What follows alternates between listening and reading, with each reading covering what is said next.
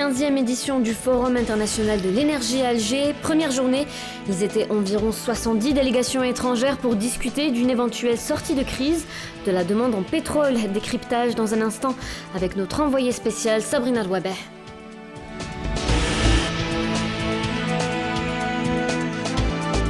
Partenariat économique. Les entreprises autrichiennes s'intéresseraient aux potentialités du marché algérien.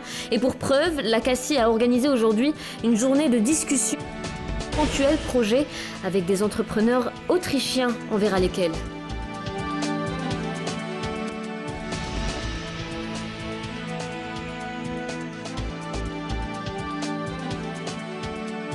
Mesdames, Messieurs, bonsoir. Nous sommes le mardi 27 septembre.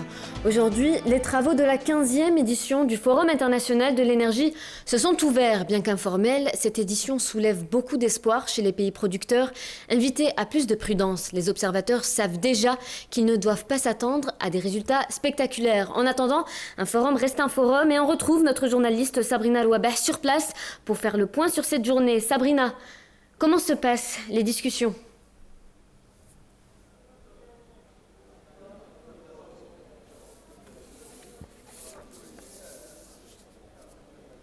Eh bien oui, Fatma, ici au CIC, les discussions se poursuivent actuellement. Elles ont eu lieu pendant toute la journée.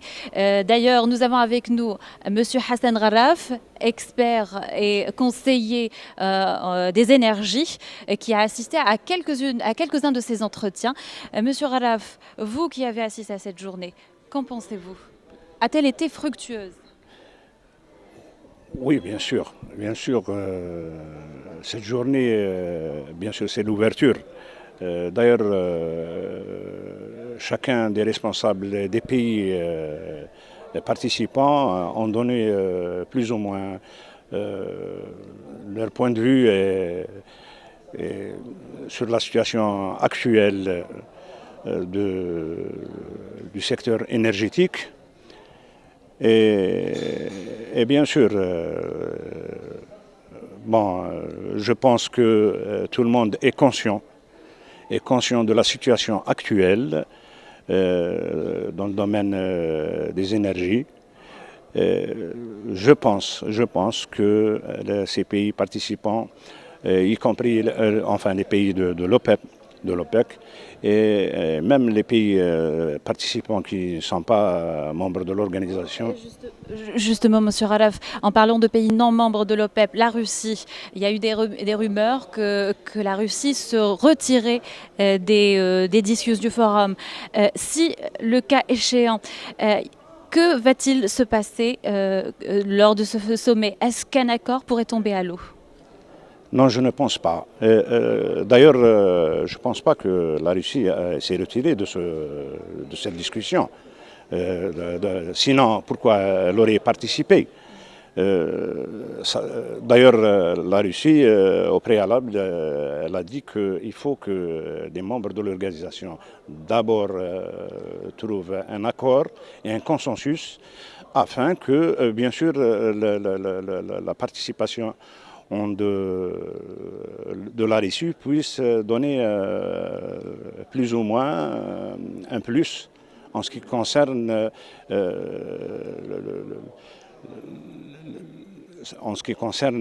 c'est-à-dire les prix du pétrole actuels qui sont vraiment très bas et puis avoir bien sûr plus ou moins, c'est-à-dire respecter plus ou moins les quotas actuelle, la production actuelle. Vous savez que la production actuelle, elle est passée à peu près, d'après ce que j'ai comme chiffre de 32,52, elle est à peu près à 32,7.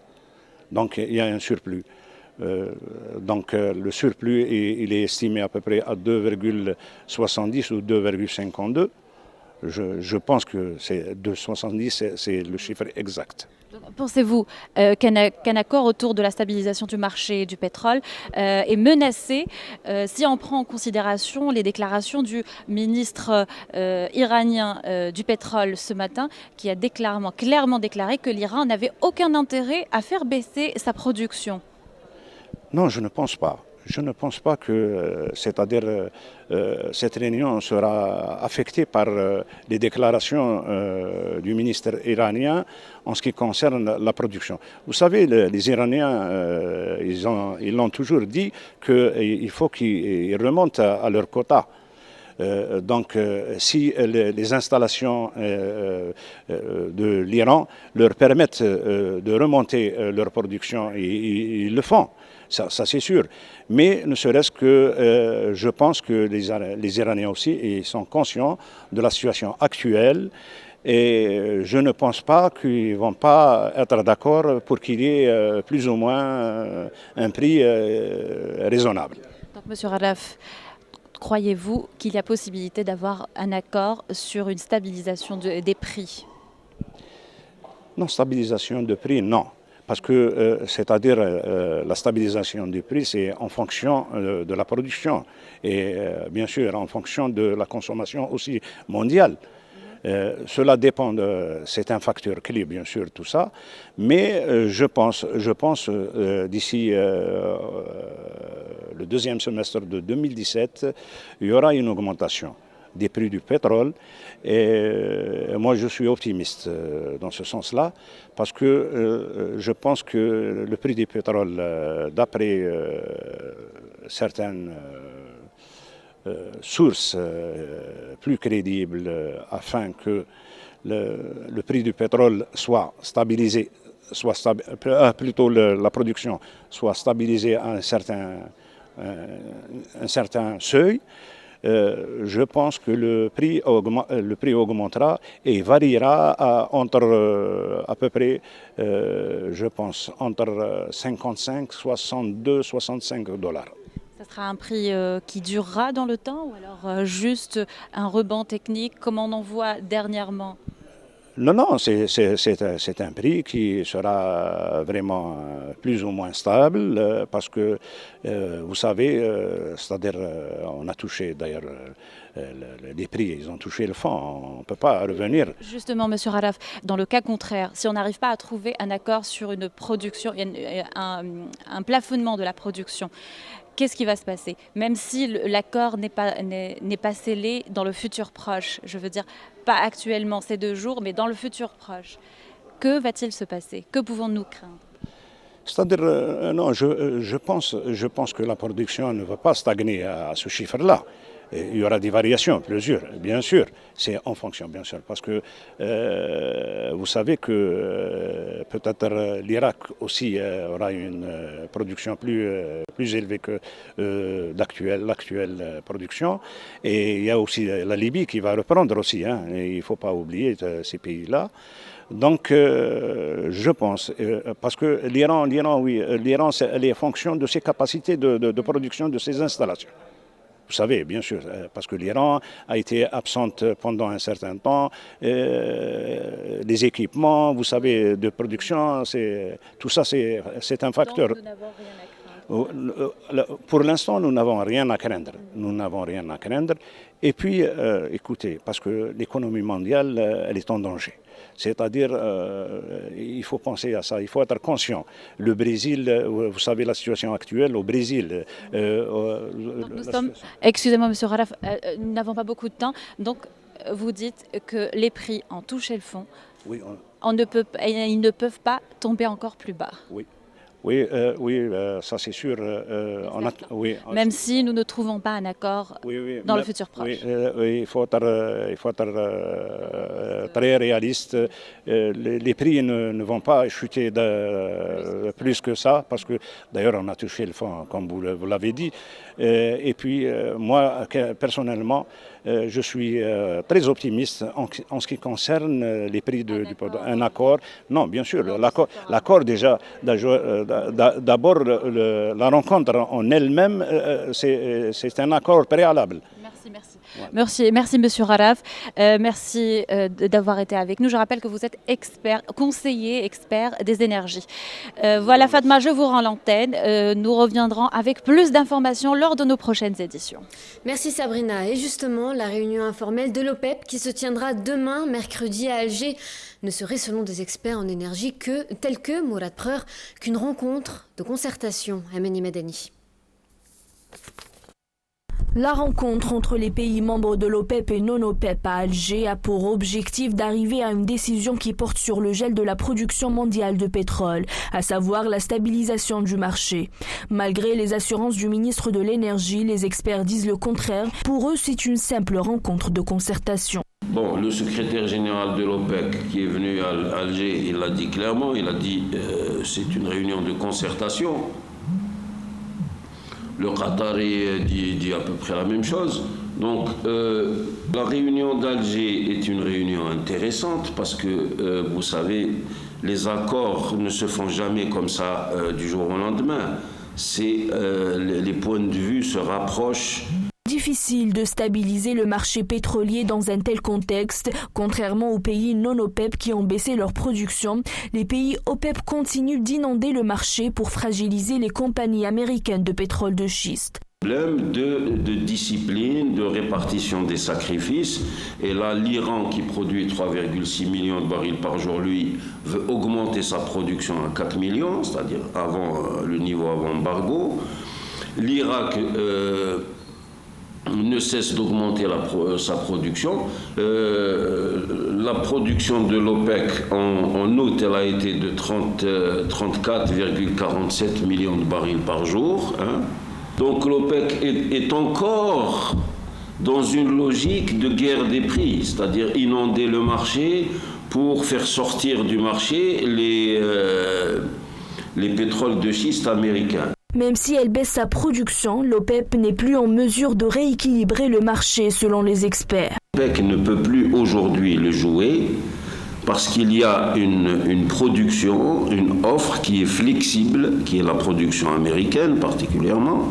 Depuis la baisse des prix, le nombre des puits en activité aux États-Unis a baissé de 1600 puits en 2014 à 500 puits en fin 2015. Avec les incidents du Nigeria, avec les incidents au Canada, etc., et avec la reprise de la demande, on a depuis près de 10 semaines le nombre de puits de production aux États-Unis qui ne cesse de croître. La question essentielle est de savoir si les discussions qui auront lieu à Alger permettront ou pas de rapprocher les points de vue, en particulier entre l'Arabie saoudite et l'Iran. Pour rappel, l'opposition entre ces deux États avait entraîné l'échec de la réunion de l'OPEP à Doha il y a 5 mois.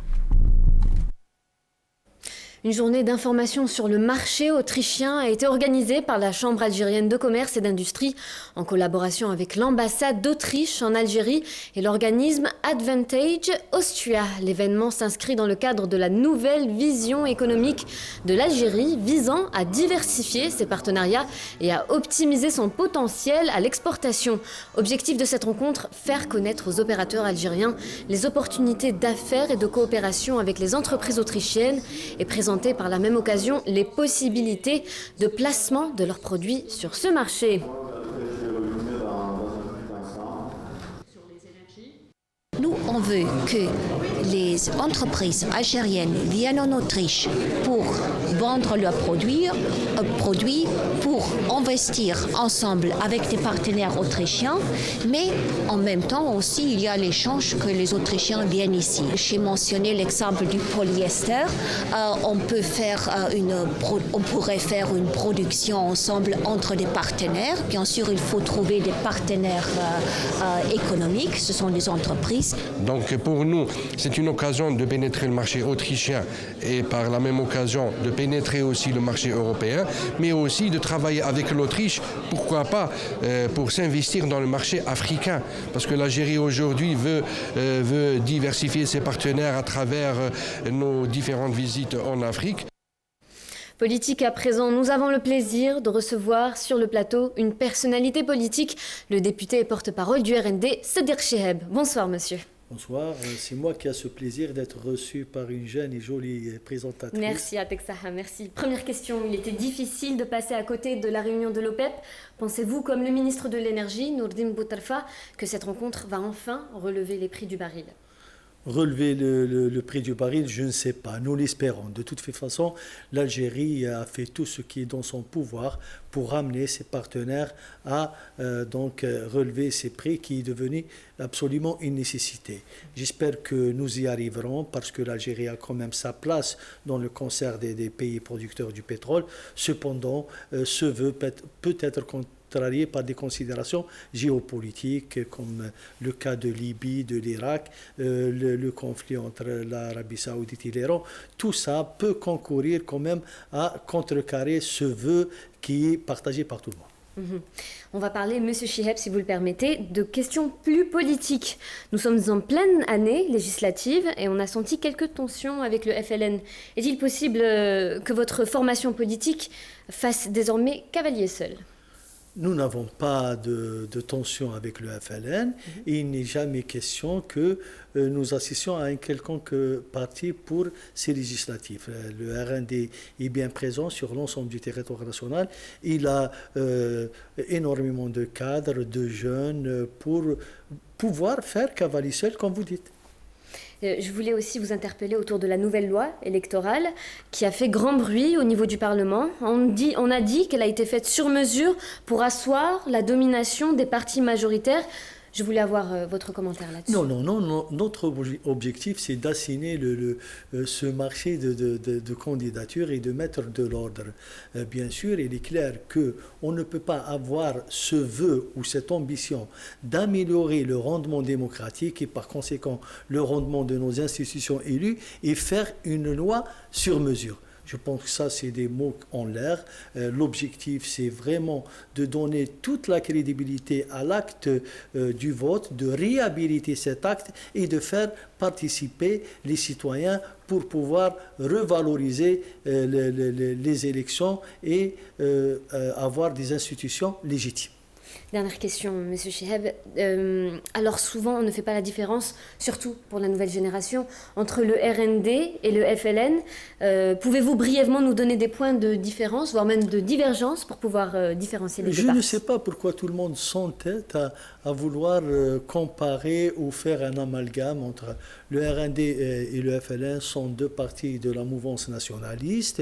Nous avons les mêmes référents politiques. Cependant, la vision et la démarche diffèrent. Nous considérons que nous sommes un parti beaucoup plus ouvert.